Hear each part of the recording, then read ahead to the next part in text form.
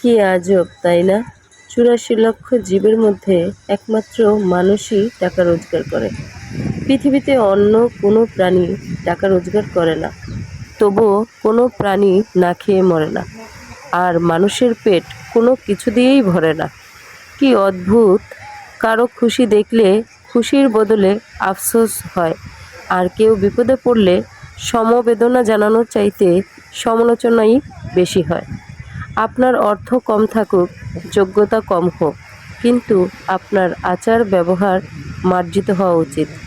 হোক মানুষ একদিন মরে যাবে, কিন্তু তার করা ব্যবহার আজীবন থেকে যাবে। আল্লাহর দেয়া বিশাল এই আকাশটাকে দেখুন, তার নিচে যে সমুদ্র, অবিরাম বয়ে চলা সেই ঢেউগুলো, বিশাল গর্জন নিয়ে স্রোতের টানে ভেসে আসা ঢেউগুলো আমাদের সামনে এসে কি বিনম্রভাবে আমাদের পা দুটোকে ছুঁয়ে সে ফিরে চলে যায়। এটার থেকে কি শিক্ষা